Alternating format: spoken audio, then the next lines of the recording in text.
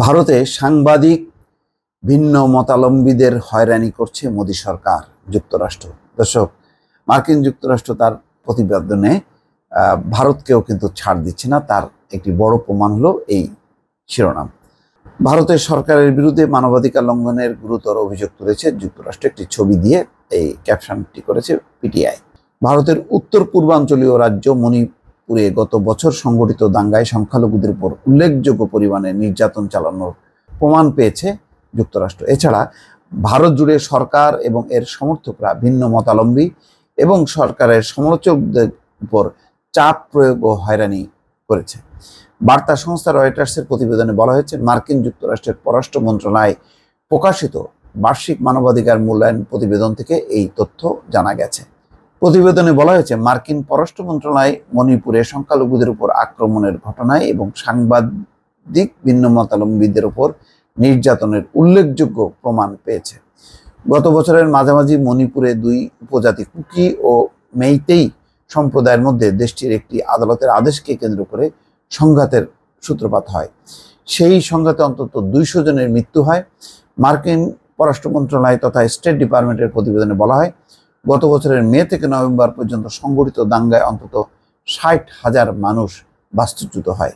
প্রতিবেদনে আরও বলা হয়েছে, ভারতের অন্যান্য অংশেও সরকার এবং এর সমর্থকরা গণমাধ্যম এবং সরকারের সমালোচকদের ক্রমাগত চাপ সৃষ্টি ও হয়রানি করছে। উদাহরণ হিসেবে বলা যায়, 2023 সালের বিবিসি মোদী সরকারের সমালোচনামূলক একটি প্রামাণ্যচিত্র প্রকাশের পর ভারতের আয়কর বিভাগ সংবাদ মাধ্যমটির কার্যালয়ে তল্লাশি চালিয়েছে। সাংবাদিকদের আন্তর্জাতিক সংগঠন রিপোর্টার্স উইদাউট বর্ডার্স 2023 সালে সংবাদ মাধ্যমের স্বাধীনতা সূচকে 180টি দেশের মধ্যে ভারতকে 161তম স্থানে রেখেছিল, যা দেশটির ইতিহাসে সর্বনিম্ন অবস্থান। মার্কিন মূল্যায়নে বলা হয়, ভারতের ধর্মীয় সংখ্যালঘুরা তাদের বিরুদ্ধে ভুল তথ্য ছড়িয়ে সহিংসতার আহ্বান জানানো সহ নানা অভিযোগ করেছেন। তবে মোদী সংখ্যালঘুদের উপর নির্যাতনের বিষয়টি অস্বীকার করে বলেছেন, তার নীতিমালা সব ভারতীয়র উপকারের লক্ষ্যেই প্রণীত। মানবাধিকার গোষ্ঠীগুলো অভিযোগ, মোদীর শাসনামলে জলবায়ু পরিস্থিতির অবনতি হয়েছে।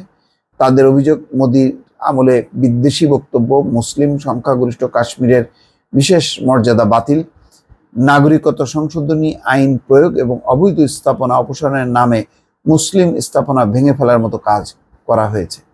তার মানে মার্কিন যে মানবাধিকার রিপোর্টগুলোতে, এখানে বাংলাদেশের ক্ষেত্রেও যেমন ভারতের ক্ষেত্রেও তেমন, তারা সরকারের যেই আচরণগুলো এবং ভিন্ন মত প্রকাশের ক্ষেত্রে বিরোধী পক্ষকে দমনের ক্ষেত্রে একটা তুলনামূলক বিশ্লেষণ করেছে এবং একইভাবে তারা কঠোর সমালোচনা করেছে। দর্শক, ভালো থাকবেন। আল্লাহ হাফিজ।